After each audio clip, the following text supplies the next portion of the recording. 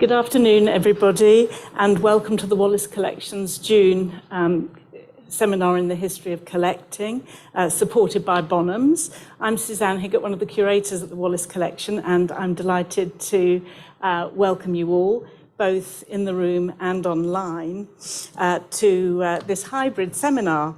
And before introducing our speaker, I just need to give you some housekeeping information. The seminar, as you've heard, is being recorded and it's going to be available on YouTube, on the Wallace Collection's YouTube channel shortly. And the seminar will last about 45 minutes, and then it will be followed by a Q&A.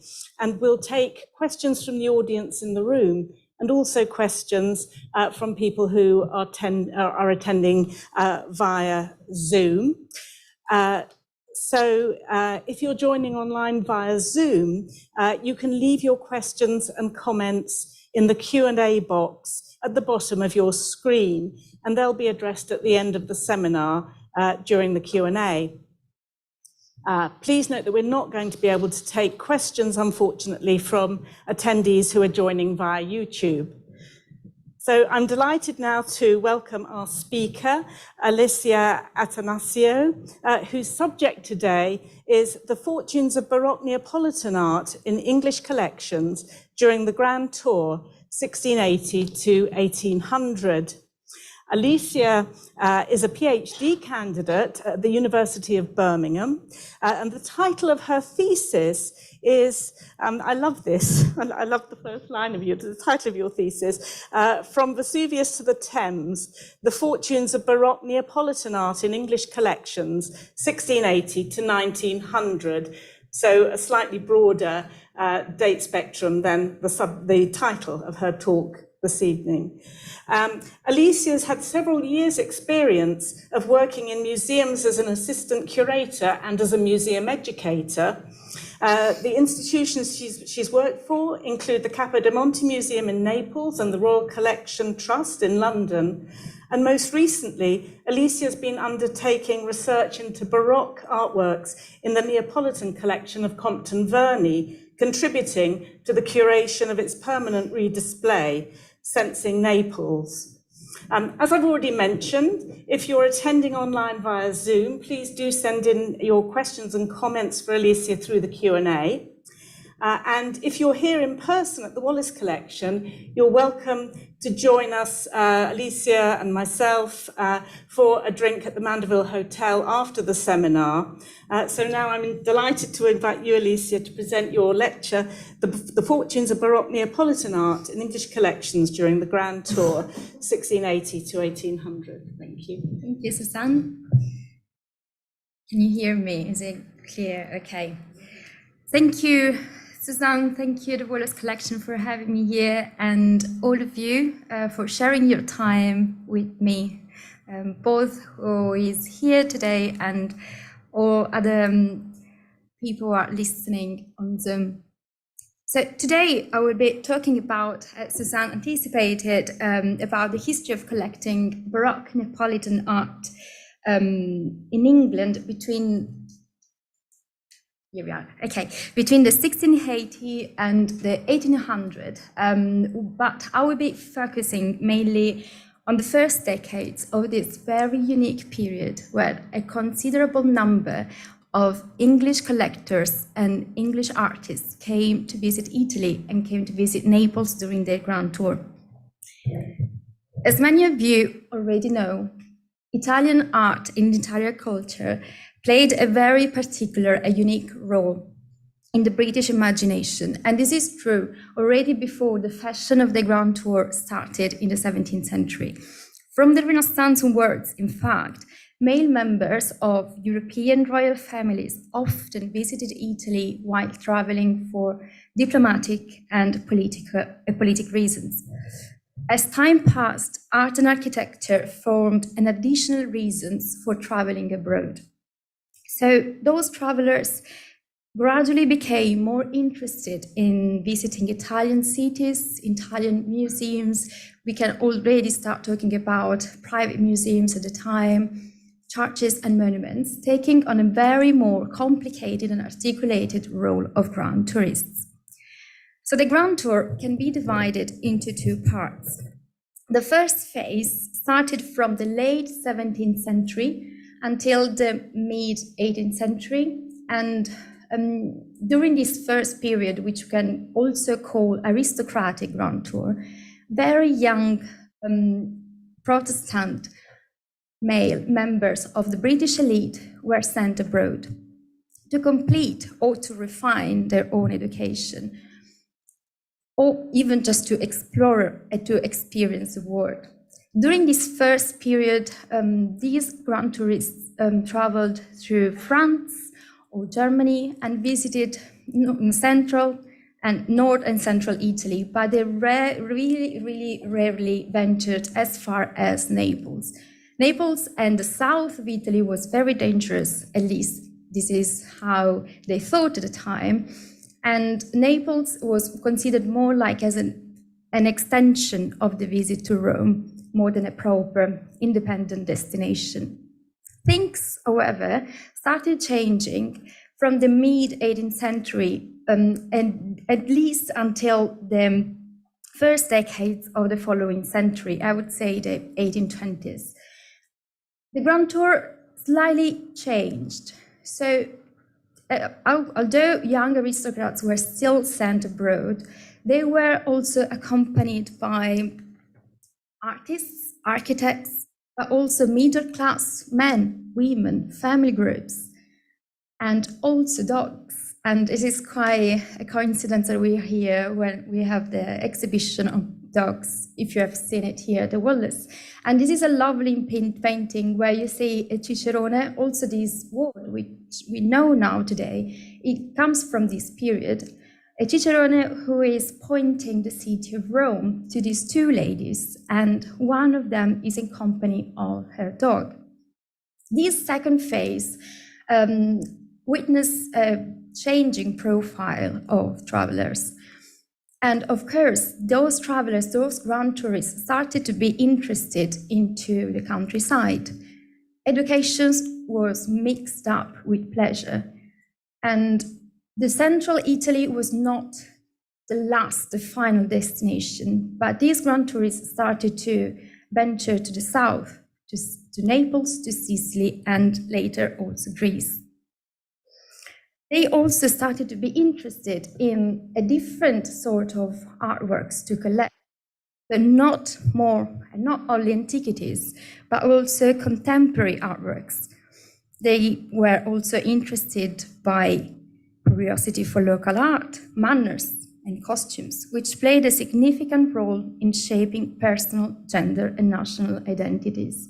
So most important for our talk tonight is that this changing profile of travelers influenced and reshaped the collecting choices of British grand tourists of the time, who started to be interested in the Renaissance and in the Baroque period, and also, which means collecting Baroque art rather than only antiquities.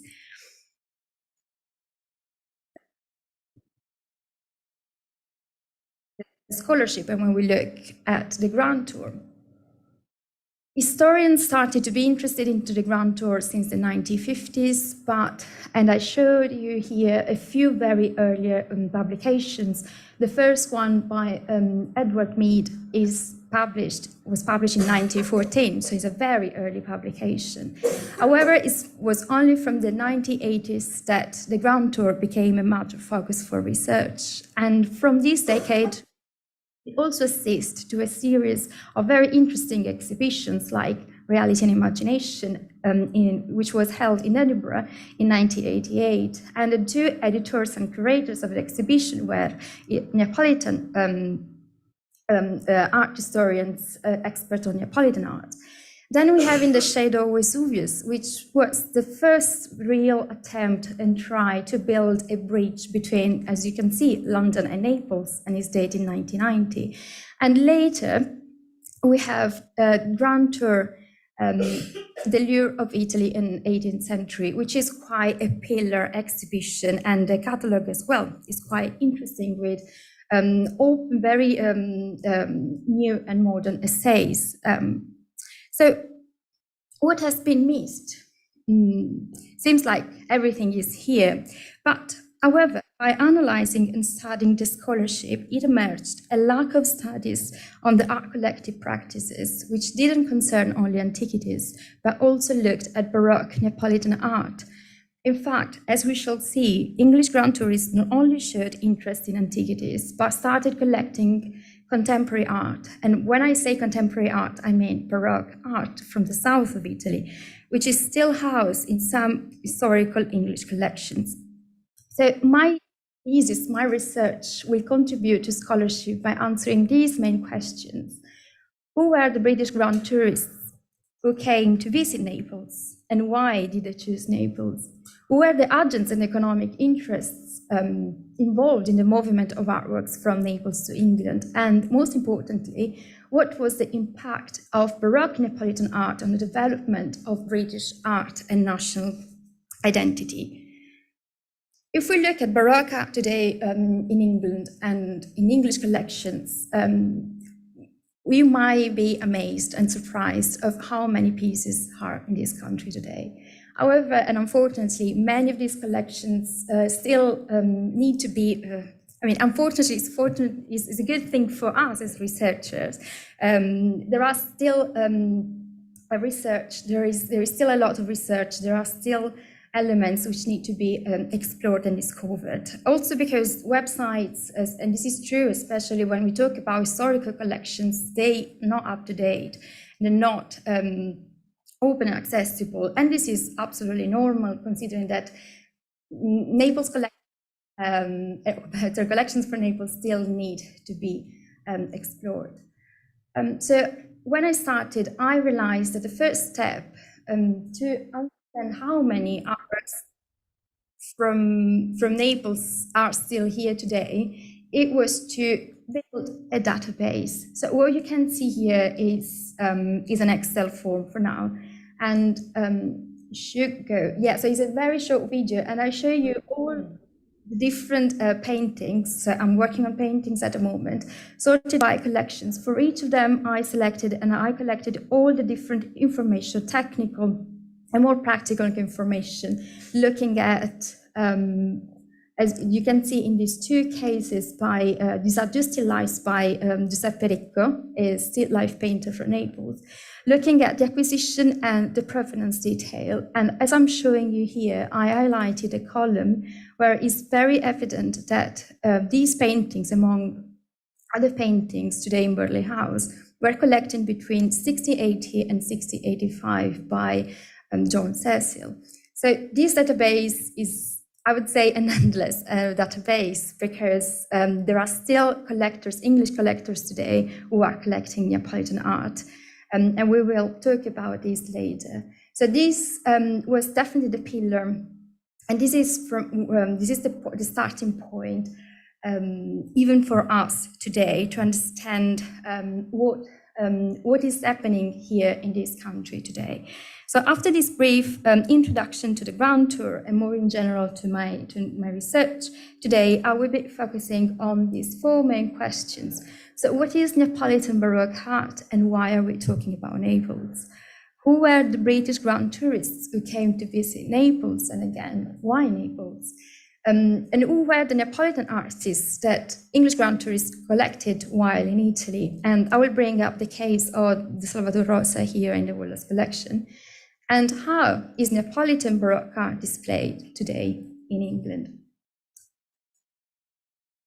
I think it's important to make a step back so that we understand what we're talking about and what was Naples before the GrandTour.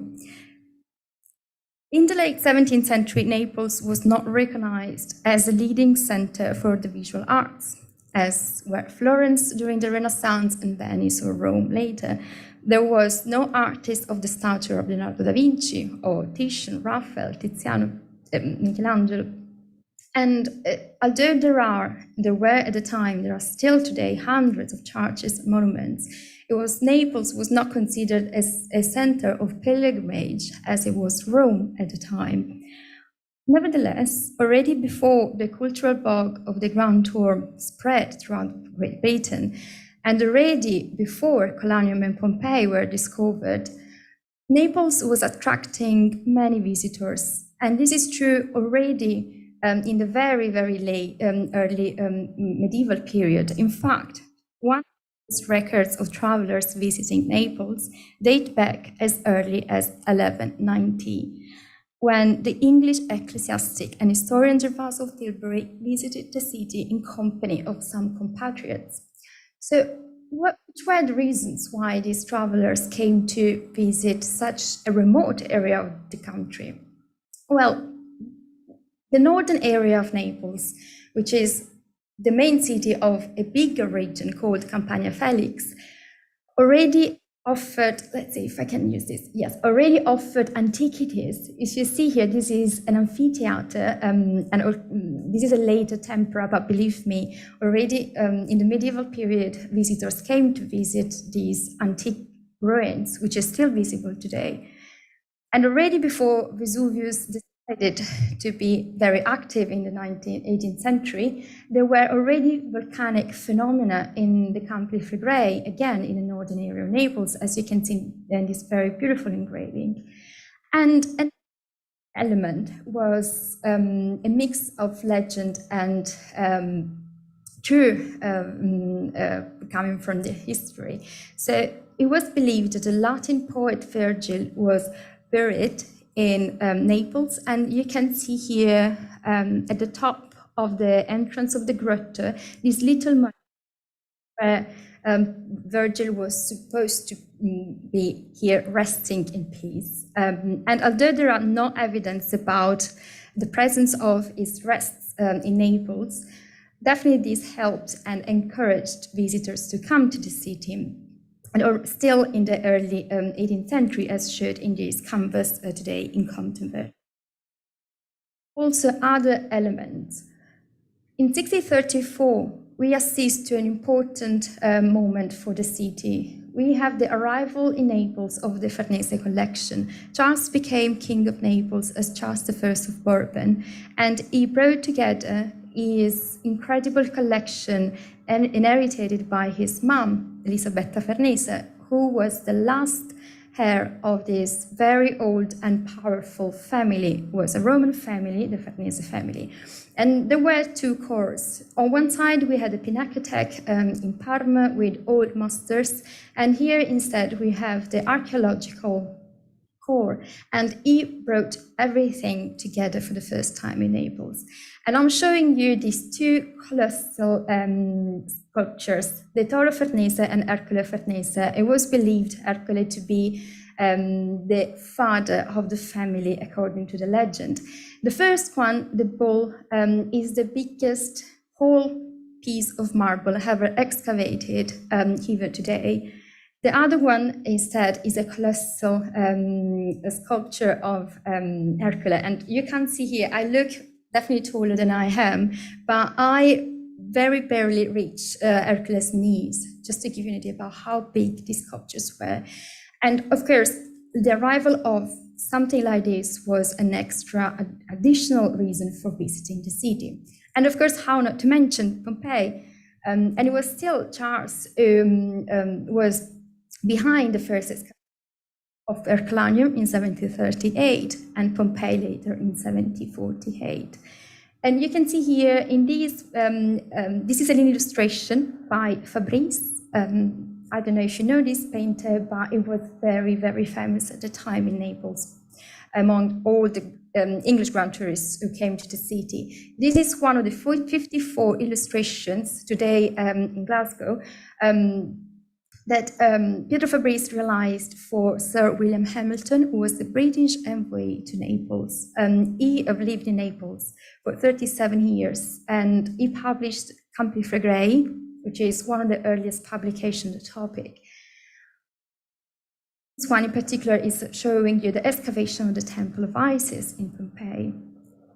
17th century, or the 17th century and the first part of the 18th century was also a very interesting century for all the volcanologists or curious travelers who came to Naples to witness this spectacle of nature, which was magnificent, but it was also very dangerous. And many of them, they risked their life. But they came, and artists like Joseph Wright of Derby portrayed Vesuvius erupting. And this is only one of the hundreds of eruptions that you can find in English collections today, and is in the Barber in Birmingham. Another element quite special for Naples was that this city, more than any other cities, was able to respond to these new interests of grand tourists of the second generation. They started to be more interested into the folklore, into what was happening between the popular. And this is, in fact, a merry-making scene. It's one of the genre scenes that we can find during this period. And this was one of the most common at the time. And we can see this painting in particular. It looks small, but it's quite a large canvas. And there were many of them back then. Because it was, scenes like these were easy to create. In fact, Fabrice, again, the same artist, was reproducing and reusing the same figurines multiple times. But at the same time, they were not too expensive and easy to take back once in England.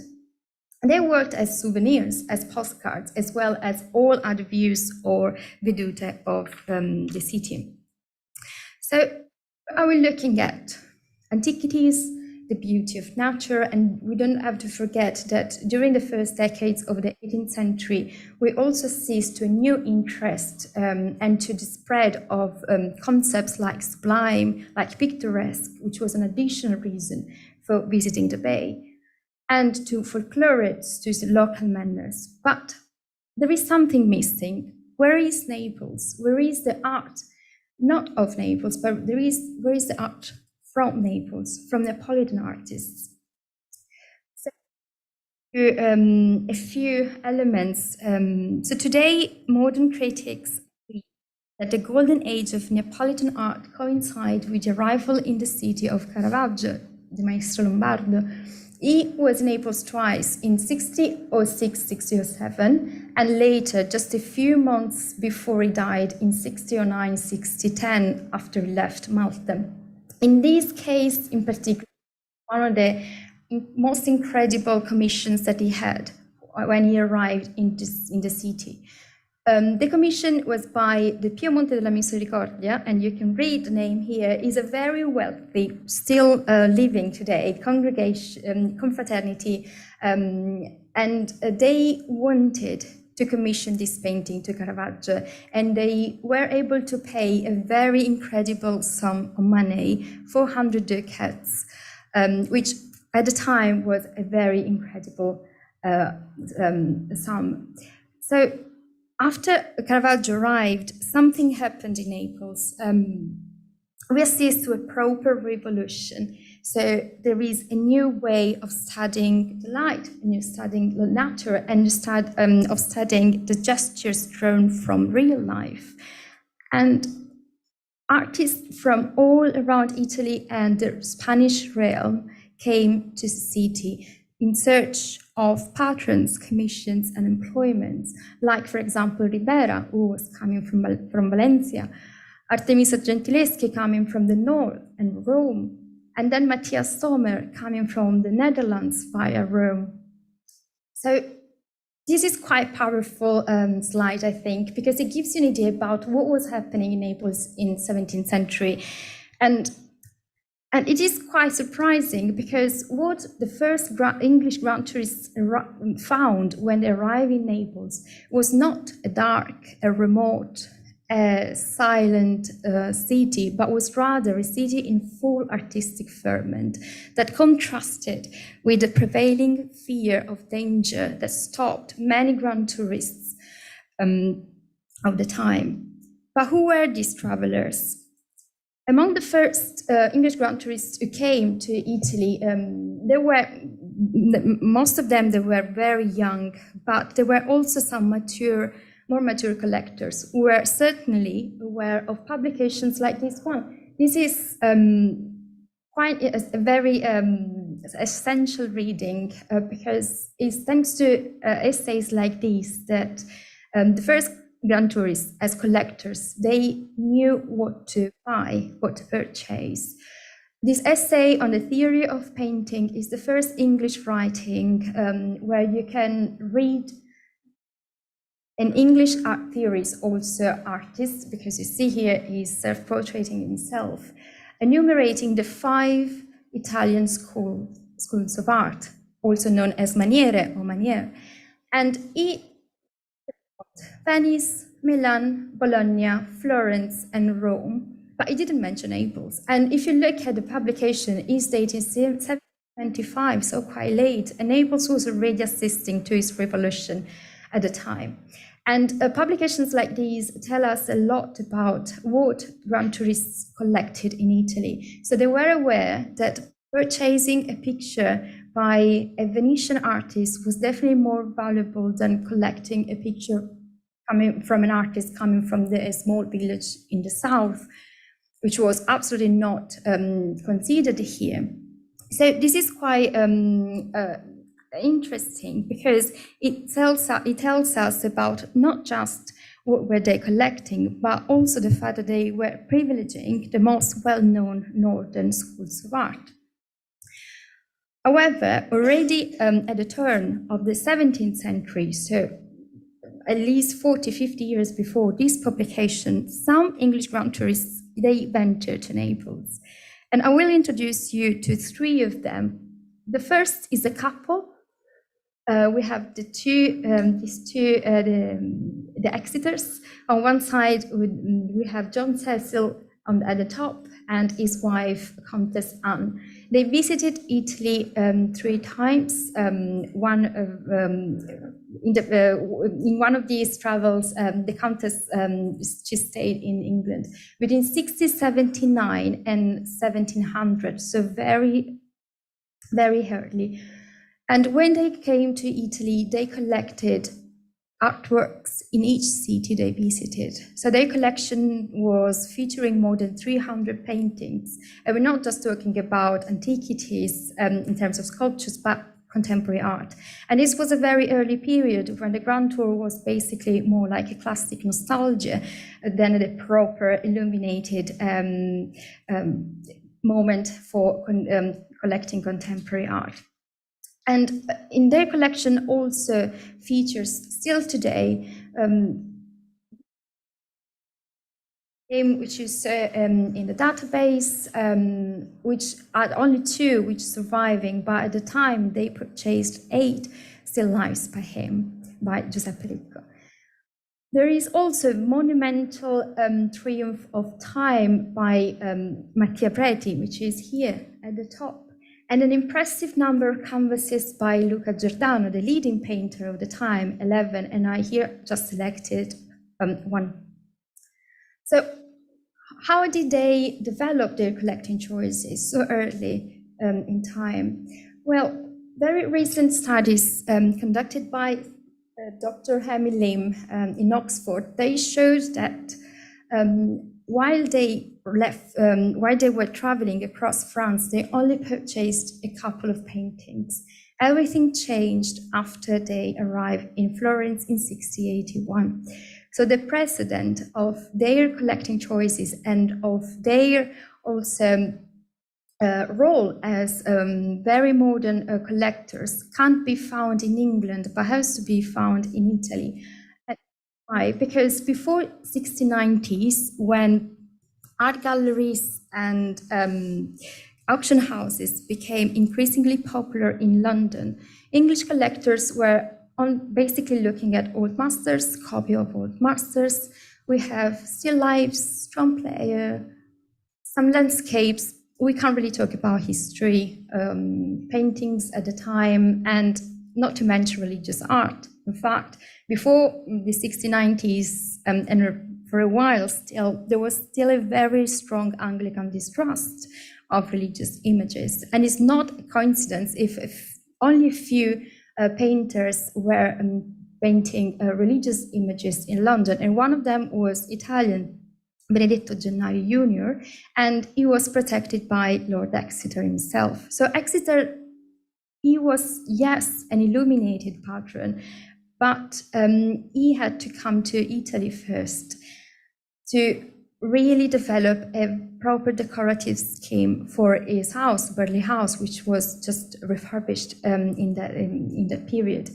When they came to Florence in the spring of 1681, they became friends with Cosimo III de' Medici, and this was a very long-lasting friendship. And in Florence, they saw this painting for sure.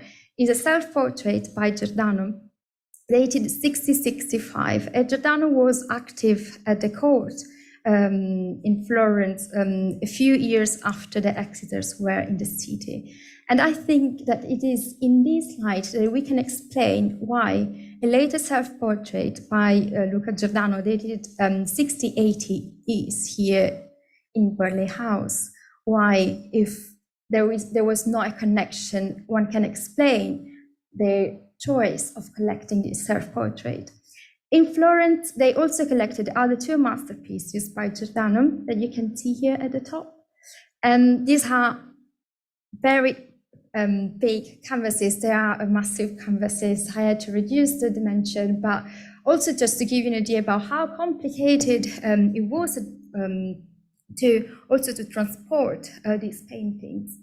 And they, of course, when we think about these GrandTourers, we can't think about them acting alone.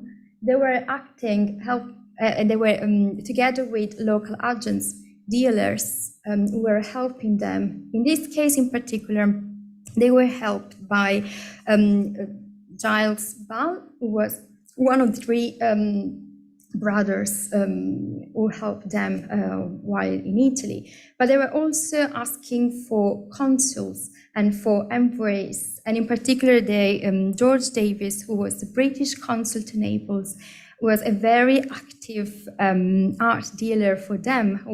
He was acting on their behalf in the Kingdom of Naples.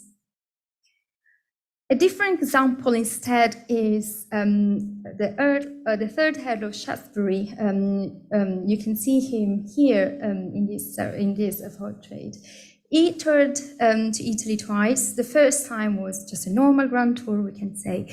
Later, came to Naples in 1714, so still we are talking about very early periods, and he was very sick. He left his 5-month-old son at home, and he left England together with his wife, deciding to die in Naples. And he, in Naples, commissioned and purchased this other very large canvas by Paolo de Matteis, sorry, excuse me, The Choice of Hercules. Am I showing you this? Because Shaftesbury didn't have any economic problems at the time. We can imagine he was also quite sick, but he didn't commission this painting to the leader painter in Naples, Francesco Solimano. It could have been absolutely more understandable. Instead, it just decided to commission this painting to a painter who was a good one at the time, but was certainly not so famous. So why? Well, we don't always find documented proofs, unfortunately, but looking at letters, looking at their personalities, because sometimes we need to also investigate their characters, I think that one of the reasons, if not the main reason, why Shaftesbury decided to work with the Matteis was that there was an intellectual relationship between the two. This canvas is quite philosophical, full of rhetoric, full of many meanings behind this simple, apparently choice of the hero. And de Matteis himself was quite an intellectual artist. But not just, Shaftesbury is also quite interesting because he was working as an art dealer himself. In fact, he collected and purchased different paintings on behalf of friends, of other other people, acquaintances that he had. And in particular, he purchased 2 landscapes by Salvator Rosa for his friend, Mr. Krupley. Krupley was touring with him during their first tour of Italy. But funny enough, Krupley decided not to invest £100 for 2 landscapes by Salvator Rosa. These 2 landscapes, they stayed, remained within the family because Chesbury liked those paintings, and till when they were eventually sold in 1966. In both cases, these 3 GrandTourers, they were adults where they left England, but I told you when I started that they were very young. These GrandTourers, they were aged between 15 and 19 years old. We can call them teenagers today, but this term didn't exist at the time. They were just young men. And when they toured, they couldn't count on big fortunes. They had to ask to their moms or their dads, that was much part of the time, for money. But this was not the case of our third case of the day, ThomasCook. ThomasCook was young enough, he was only 15 when he left Holkham Hall, a great estate in Norfolk, but he already was in possession of a very established fortune. Difference was that if the major part of these GrandTourers, young GrandTourers, they completed their education, he was entirely trained and educated in Europe and later in Italy under the guidance of his tutor, Thomas Hobart. Mentioning tutors is important because, of course, if you think about these very young boys just traveling around, they were not ever alone. They were either with their tutors or doctors or trusted members of the family. Hobart played a crucial role for ThomasCook. And why is it crucial for us today? Because Hobart was in Naples already before he started working for Cook in 1707, so very early. When he was in Naples, he met 2 Neapolitan bibliophiles and intellectuals, Giuseppe Valletta and Domenico Ferrari. Giuseppe Valletta was a Protestant Neapolitan bibliophile who ThomasCook later in Naples in 1714.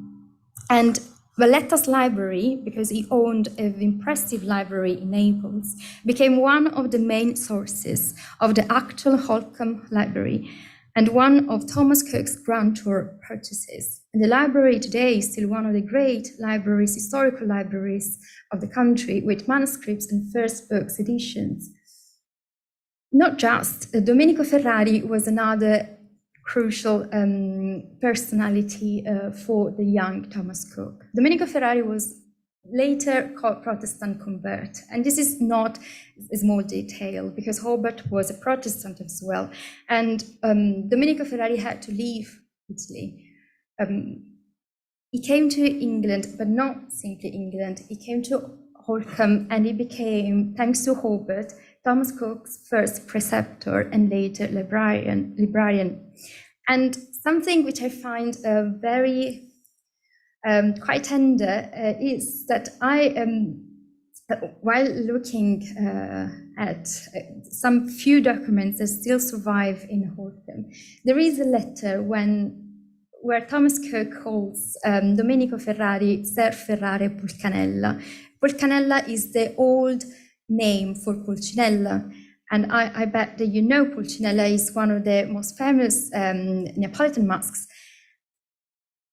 Why is it important? Because already before ThomasCook left England, he knew what Naples was. He was aware of Neapolitan culture. He was aware that Naples was not just dangerous, and as it was the South.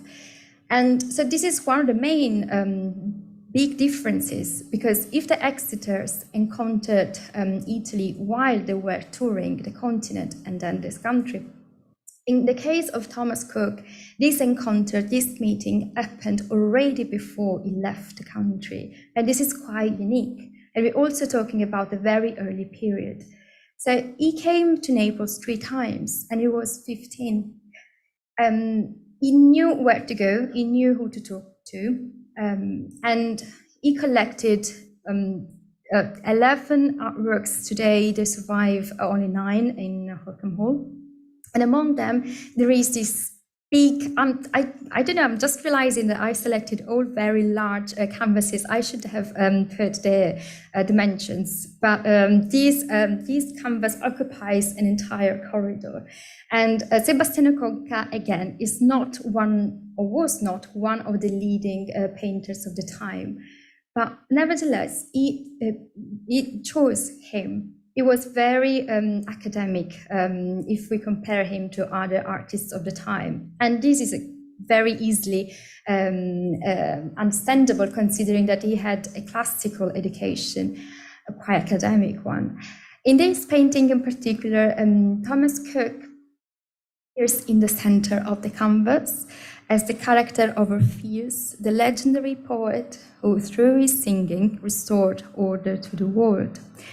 Sebastiano Conca was born in Gaeta at the time, and in the south of Rome, at the time part of the Kingdom of Naples, and he was trained under Francesco Solimano. So he was not a minor, just to say this painting has a value at the time. So if all these elements help us to understand commissions like these, slightly different instead is what happens when we see commissions like instead these other 2. So why a Protestant collector, because we can call him a collector, decided to purchase a religious painting like this one? And at the time, this one at the top is the Adoration of the Magi by Mattia Preti, the same artist who is also in Burley House. And again, another quite large canvas. I tried quite hard, but I couldn't find any document where to read exactly when and how a canvas like this arrived, either in the London House or in Holkham Hall. However, it did arrive because it's now in Holkham Hall, and it was purchased by ThomasCook after he left England, Italy, so when he was already back home. And in this case, we have another name that I have to mention, Lord Brettingham, who was an agent, a very important agent who was working on his behalf in Rome. This painting now decorates the south wall of the chapel. The chapel was already part of the decorative scheme approved by ThomasCook before he died, but definitely enlarged and changed by his wife, Lady Leicester. Different instead is the case of the Salvator Rosa. In this case, we have a rocky landscape which appears here. So these are both pictures which I took a month ago. So this is how Holkham is today. And the landscape room is quite a fascinating room because it respects the original plan and project by ThomasCook while he was still alive. Why he collected Salvator Rosa? At the time, this artist was not as famous as we will see in a minute. It will become later, and he decided to collect a painting which was not a bucolic painting or a very Syrian painting, but rather he not just collected it, but he decided to display it among very more Syrian landscapes by Claude Lorraine and his school. So these questions are still open, and of course this is why as well my research hasn't come to an end yet. So after meeting some of the British GrandTourists, the early British GrandTourists, I think I would like to also talk to you about at least one Baroque Neapolitan artist. And I selected Salvator Rosa. for two reasons. The first one is that, of course, we have a landscape by him here at the Wallace collection, but also because Salvator Rosa was one of their favorites. Salvator Rosa was born in 1615, so quite early, if we consider that till now we are talking about the end of the century, and he died in 1673. When the Exeters came to Naples, they didn't collect Salvator Rosa. And as we saw, Lord Cropley didn't want to spend £100 for two landscapes by him. But ThomasCook did. So he marked the beginning of a new appreciation of this artist. We need to wait 40, 50 years before he became a must-have. To the extent that by the end of the 18th century and well into the Victorian era, every masterpiece or major painting by Salvator Rosa was in British ownership, like this one in the case of the Wallace collection. This painting was purchased in 1850 by the 4th Marquess of Hertford for his house in London, the Hertford House, which later became the Wallace collection, and it was bequeathed by Lady Wallace only later in 1897. So that's why we have this painting here today. Looking and studying this painting, I found the same identical subject depicted by Claude Lorraine, and this is at the Hermitage in St. Petersburg. This is quite, I think these two canvases, they talk for themselves. So if we look at what is happening in here, so there is a meeting between Apollo and the Sibyl in Cuma. Cuma is in the northern area of Naples, so even this is quite a significant element where we are. We are in the Campagna Felix, we are in this Mediterranean light. Everything is based very calm, serene, controlled light, and the atmosphere in Lorraine is very bucolic. It makes us feel sort of under control. And if we look at the foreground, there are some antiquities, some remains, and this is the first big difference. The foreground in Claude Lorraine is occupied by a nostalgia for the past, and the encounter as well. It looks quite a normal encounter, nothing particular threatening. While instead everything changes in Salvator Rosa. If we just look at the sky is broken and full of very threatening clouds. The light itself is not a serene light, but it's coming behind some rocks, and the presence of the rock and is an element which we find constantly in his production. The trees are telling us that there is a mystery, that there is something which is happening, something sinister is happening in the very foreground. There is some magic, there is something, there is a story which Salvator Rosa is trying to tell.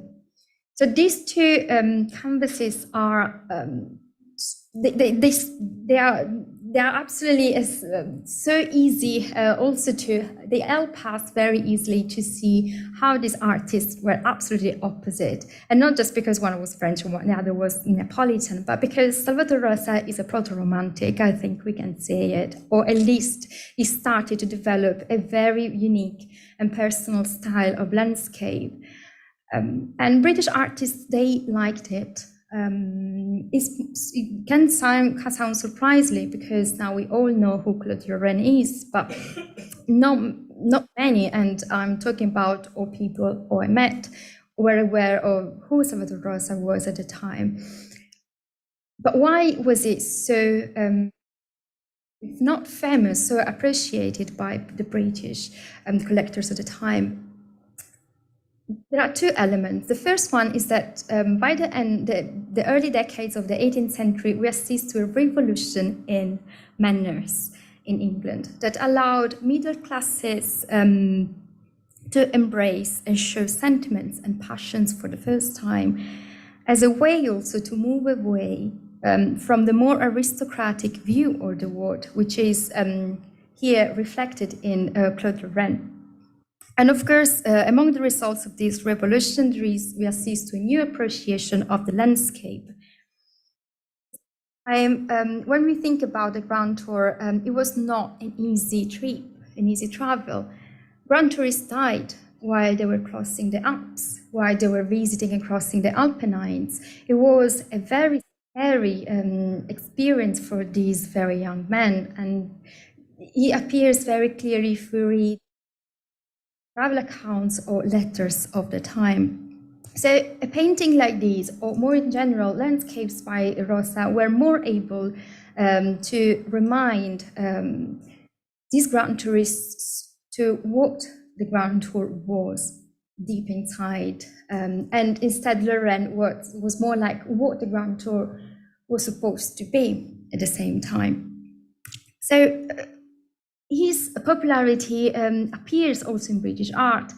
If we look at Hamilton Mortimer and Richard Wilson, these are just two of the followers of Salvator Rosa here in England. And Hamilton Mortimer was called the Sussex, just to give you an idea. And if we look at the landscapes, these are rocky landscapes again. We know that they visited, or they tried to visit the places that Salvator Rosa was depicting. And then we have the bandits, the banditi, which absolutely made these artists to be crazy for some reasons.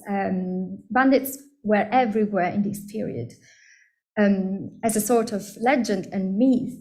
But I also put you here another example is Fuseli. And if we look at Salvator Rosa in the middle, I selected another completely different Salvator Rosa, not a landscape anymore, but something that somehow we can see in Fuseli. Of course, I'm not saying that Fuseli is what he is because of Salvator Rosa. I'm just saying that artists, they were looking at other artists, and this is true, it has happened and will always happen. And Salvator Rosa, while he was active, and he's active right in the period where the enthusiasm, the British enthusiasm for Rosa was at its peak, we can see that there is something here as well. But then what happened? Why is it not so famous or so sought after anymore? So first of all, I hear this is a quote at the very top by Ruskin. Ruskin didn't like Salvator Rosa, and Ruskin, to be fair, didn't like Claude Lorrain either. And if you see here, he really demolished their paintings, both of them. This is just how the life of art goes. So the artistic trends, they change with time. But nevertheless, this example, Salvator Rosa in particular with his landscape, shows us that Neapolitan art and Neapolitan culture more in general exerted a very special influence on British taste, on British art and British culture more in general. Before I leave you, and as Suzanne told at the beginning, my thesis and my research and the time frame of it tends to change constantly. So I'm focused here on this period, but I think it's also interesting to ask if Neapolitan art is still important today, so why are we here? Is it worthy to talk about Neapolitan art? And how is Neapolitan art displayed today in England? Is considering also what is happening today in England with this art. And as Suzanne mentioned, I worked at Compton Bernie very recently, both as a researcher but also as an assistant curator. And this is how the Naples collection looked like before the redisplay. I don't know if you've ever been to Compton Bernie.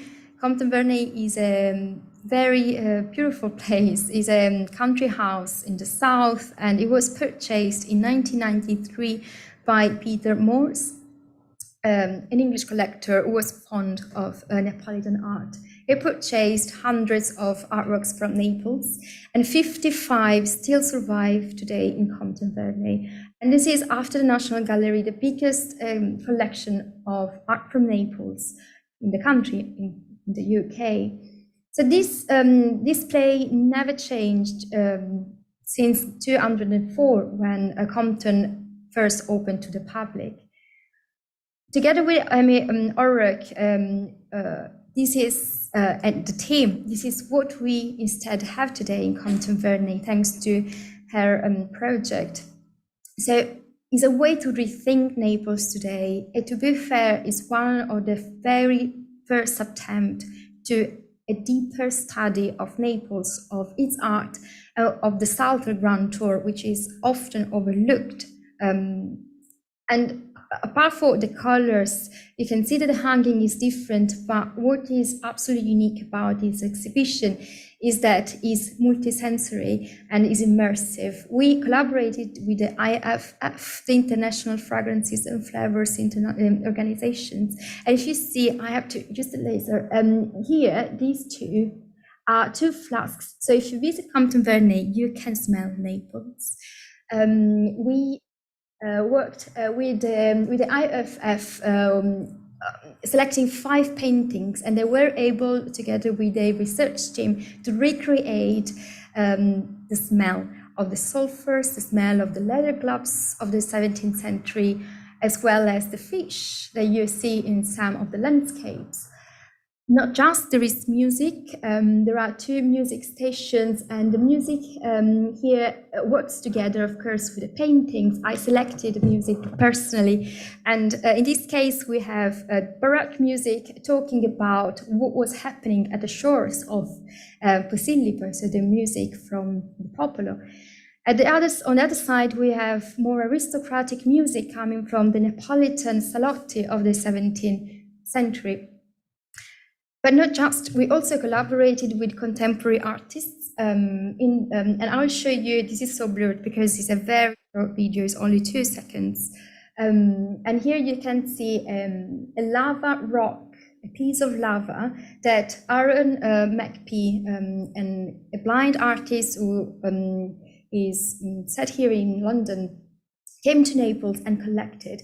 And he plastered 3 models of copper, which you can see at the top. You can touch. You are for the first time allowed to touch piece, and it's protected. But because if you go to Vesuvius, I think it's important also to remember that we can't really take rocks as well as on pictures. So it was authorized to take this piece. And if you touch the plasters, they will reproduce a sound which reminds of the hundreds of churches of Naples. And this is the touch and the sound. And in this short video, you also see a case where are on display for the first time some unique pieces of souvenirs, lava souvenirs. I don't think I've seen any of these pieces in any museums here in the UK, and there are a few across Europe. The major part of these pieces are in Naples, and they have never been either studied or displayed before. So it's the first time also to see them. I don't want to show everything, so maybe you might want to go and see it. I'll play it just to give you an idea about the sound of these bells. Let's see if it works.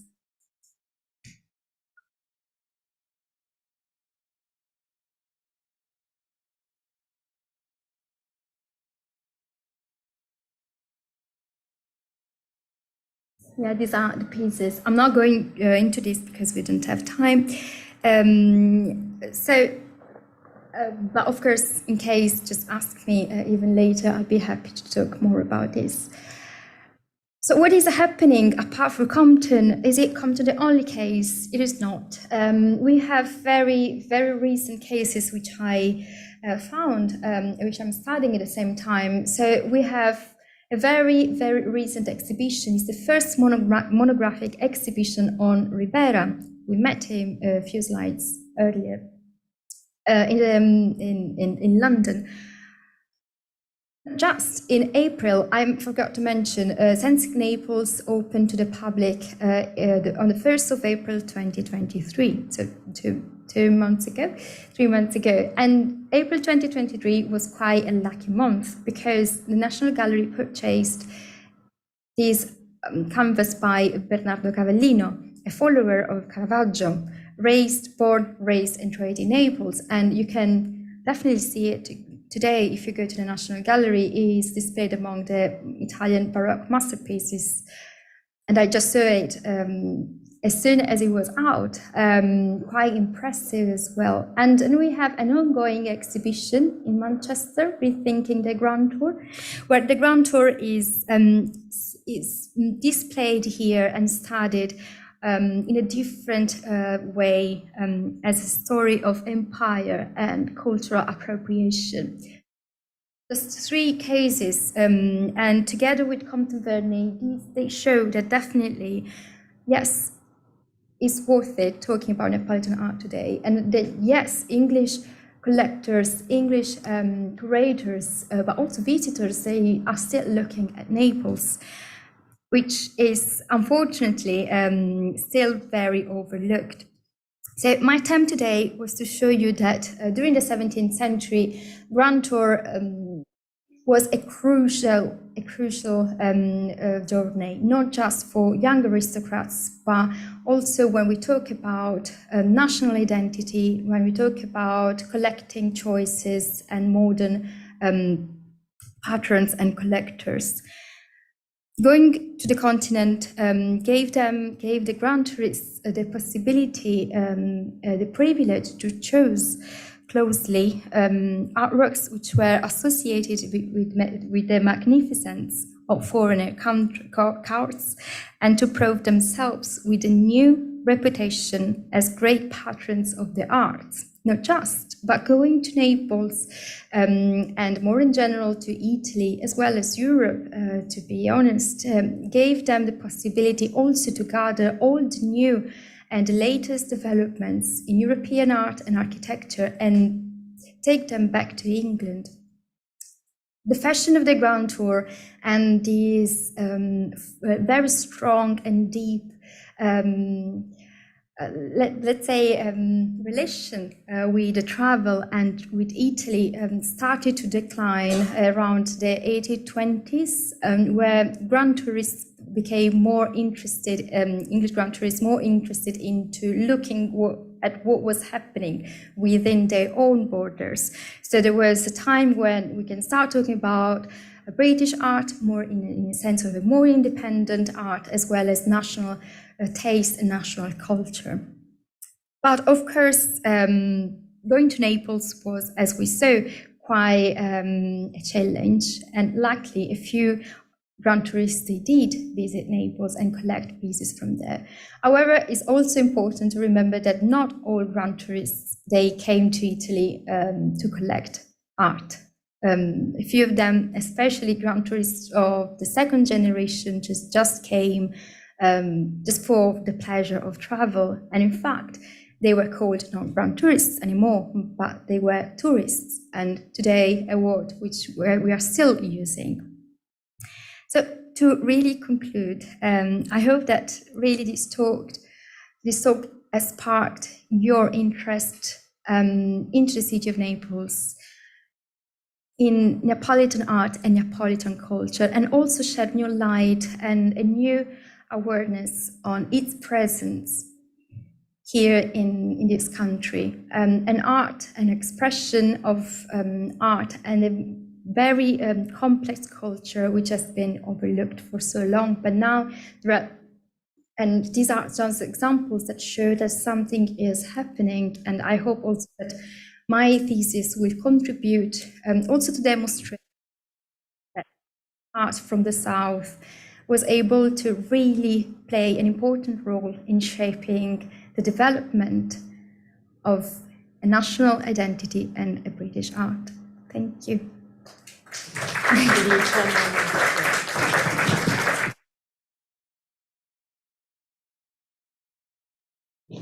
Thank you so much, Alessia. It was really exciting to hear about your research and also about all the developments that are going on in museums. And I think we're probably very lucky to have you here, able to input your expertise into bringing out the Neapolitan aspects of the collections that you've been talking about. So it's really fascinating. And so now we come to our Q&A. And for those of you who are in the room, if you have a question or a comment for Alessia, then please put up your hand and wait, and Alice or Tessa will bring round a roving mic. And just before we take the first very enthusiastic question from the room, I just wanted to say that if you're attending online via Zoom, please send in your questions via the Q&A. So, yeah.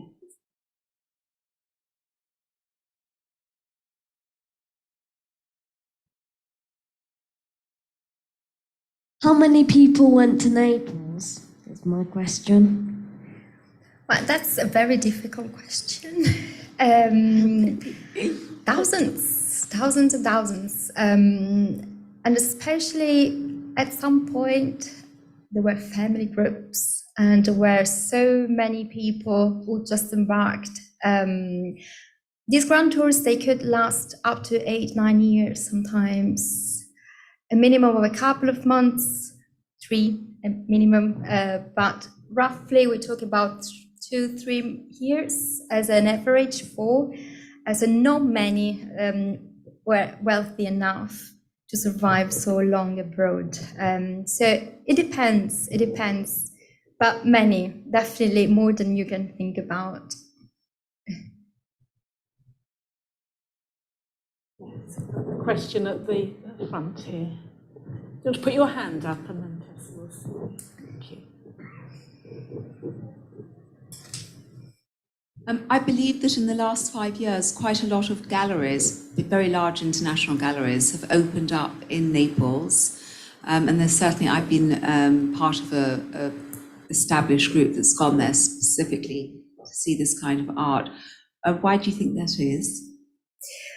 Well, because I think there is a moment when a city which has been penalized by many prejudices wants to stand up. I think because it's not just being superficial, but it's a very deep-rooted culture which is now looked in a different new way from international museums, and also Naples tries to respond at the same time. But I don't know exactly with something more specific I think you have in mind. But in Naples, the Capodimonte Museum, for example, is the big main museum of the city. And if you want to look at Baroque Neapolitan art, there is the place, and there's always been there. So it was more like waiting the right time. But this attention in Naples has always been high. It's just maybe the first time that foreigner eyes are looking at it in a different way. And it's finally the time that we can build these bridges, because something is there. There is an exchange, a cultural and artistic exchange still today. So thank you for your question. Thank you very much, Leslie. That was very, very fascinating. I was wondering, just from sort of a scholarly context, is it useful, you think, to continue breaking out Neapolitan art from other sort of regional or national schools? Because I think one way to approach the question about what is sort of Neapolitan art and how can we consider it or think about it now in national collections has to do, I think, with thinking about sort of a Southern Baroque, the links between Spain and Naples. And of course, your research allows you to go really deep into Neapolitan pictures in particular. But do you think there's a way to begin to expand that methodologically? Thank you for your question. Now an ongoing exhibition in Naples is about Spanish and Neapolitans. So this is a link which we found that yes, is definitely studied has been studied and still now. And what I think is very important also to remember is that this art is an art that we are looking at as modern people, modern historians, modern researchers, modern visitors.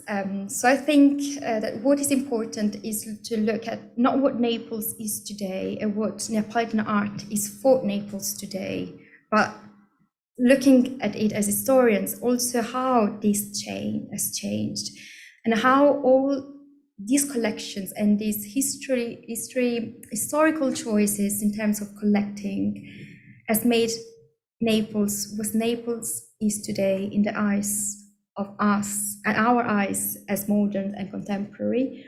So I think there is still so much to do, and especially looking at what was happening back in time as a reflection of what is happening today with this new interest. I hope I answered your question. Thank you. I think there's a gentleman at the front here.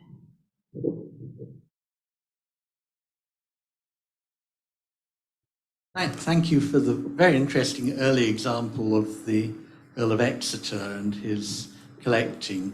I wondered if you could say a bit more about why he extended his grand tour as far as Naples. But I wasn't quite clear what you thought the explanation for that was. Yeah, well, I think if we go back there, if we look at, I just selected this self-portrait here as a way to explain why they collected this later self-portrait. Luca Giordano was a Neapolitan artist. He was active in Florence, but was in Naples, and it was collected by the Medici. So the reason why they started looking at Naples, it was because the Medici looked at Naples, in my opinion. So Exeter had their own ideas, and their own beliefs, yes, but they martyred them after they arrived to Italy. And so seeing that the Medici were collecting contemporary artists like him, I think that opened their eyes, asking what else was happening in Naples, which was the city from where he was born and was raised as an independent and quite acclaimed artist at the time. So I think that in this case, Florence is an essential point of connection between the Exeters and so Burley and Naples. Have, I think, had the Neapolitan collection in Burley without their presence in Florence. But of course, this is my opinion, or based on what we've been found as researchers.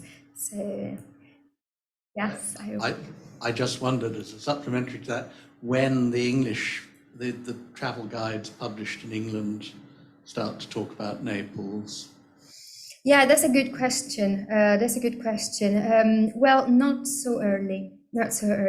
So they started considering Naples after this first grand tourist adventure to Naples, and they survived to the south, and they were able to talk about their experience. So they just realized that it was possible to go. But it's from the second half of the 18th century that we can start looking at Naples published. Also in travel guides and itineraries of the time. Yeah, so it arrives quite late. Yeah, thank you. We've got a question now online from Zoom from Xanthi Brook.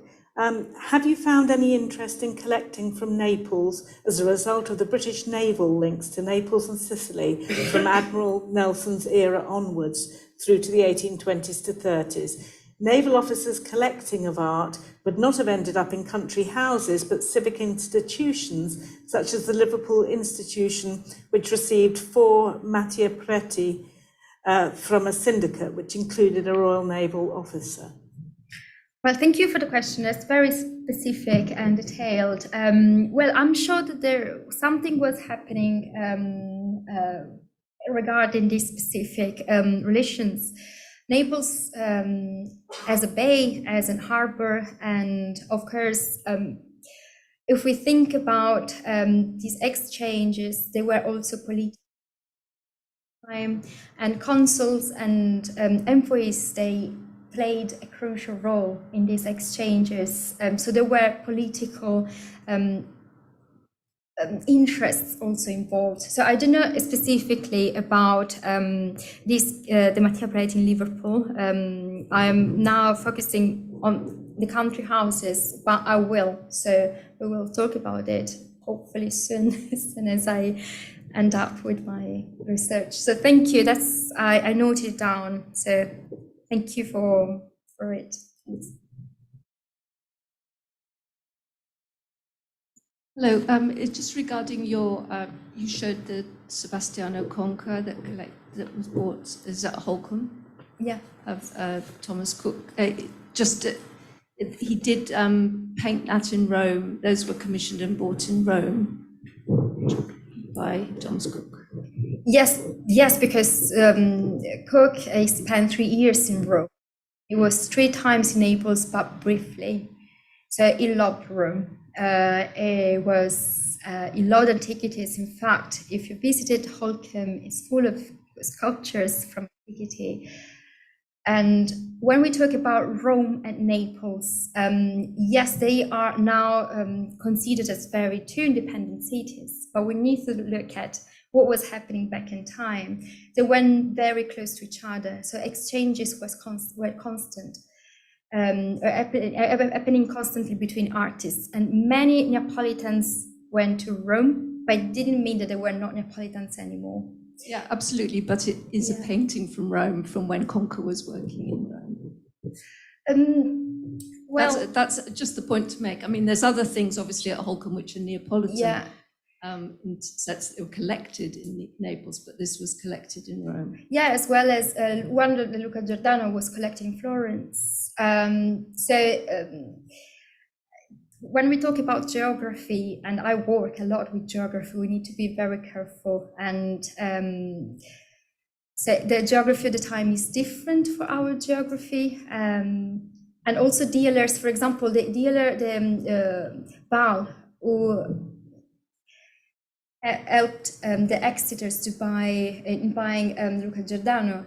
He was based in Genoa, and so yes, there were differences, but they were also very close. So of course, it's important to notice that they were not purchased in Naples, but he went to Naples, and it was just a matter of where he was at the time that just influenced where he bought a piece, I think. But that's definitely a good observation.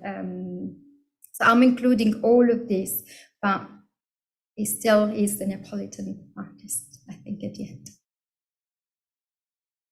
But thank you for your question, your observation. We have a burning question at the back.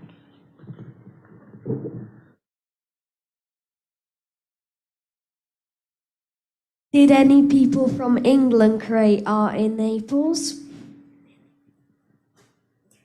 Sorry, can you say it again? Any people from England create art in Naples?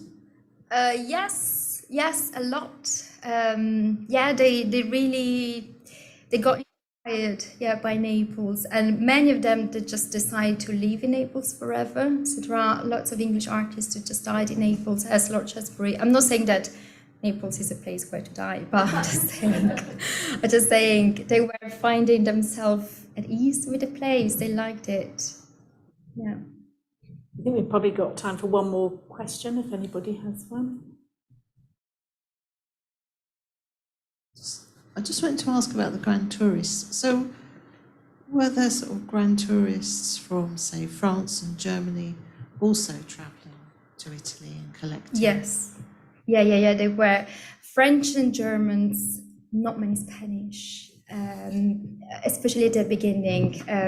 And Germans, they were very, very fond, and they traveled to the south. And even today, there is a special, I think, bond between Germans and the south of Italy, but French as well. And there was this opens new different discussions, but also the relationship between French GrandTourers and English GrandTourers was quite funny. So if you read these letters of these travel accounts, they didn't really like each other very much, and they were also finding Italy as a common ground at some point. But English, they spoke French, and French spoke English, but it was very difficult for them to understand people from Italy, because Italians, of course, if we talk about aristocrats, they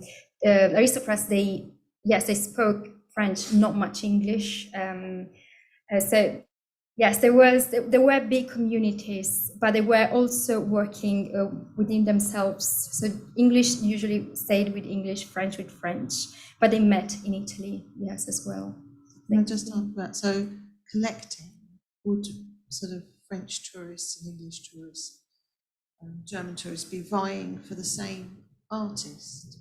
Would they be collecting from the same artist? Yeah, well, this is a good question. I've been thinking about this, and this might be interesting to see how also this art from Italy influenced their collecting choices and how it reflected their own culture and taste.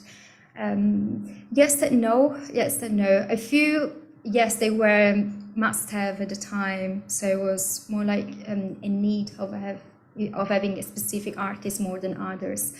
But looking at minor artists, we can talk about minor artists, I think there is where we can find proper differences, and I still don't have the answers for that. But thank you, that's definitely something I've been thinking about. Thank you. So thank you very much for your questions. As I mentioned earlier, if you're here with us in the room and you'd like to come for a drink with Alessia at the Mandeville Hotel, then I think the best way to arrange that is if you just wait in here and we can go together. If you'd like to join the Wallace Collections History of Collecting mailing list and receive our seminar programme for the rest of the year, although in fact part of it will, in fact the whole programme is on our website, but if you'd like to join the mailing list, then we have a new email address, which would you mind putting it up? I think they are doing it for That's you. lovely, Yes. thank you. Yeah, so you can see, yes, down here, the new email address. Though I think actually there should be a dot after the history.of.collecting@wallacecollection.org. So I'll check that out. So seminars in the history of collecting are going to continue to be hybrid, and our next seminar will take place in person at the Wallace Collection and also online at 5:30 on Monday the 31st of July, when, as you can see from the slide, Dr. Sarah Thomas, Senior Lecturer, Museum Cultures and History of Art, Birkbeck, University of London, will give her paper, Slavery and the Life of a Painting, Parmigianino's Virgin and Child and the Taylor Plantations of Jamaica. The seminars, of course, are free, but we do ask you to register, please, in advance, either if you're coming in person or if you're joining us via Zoom.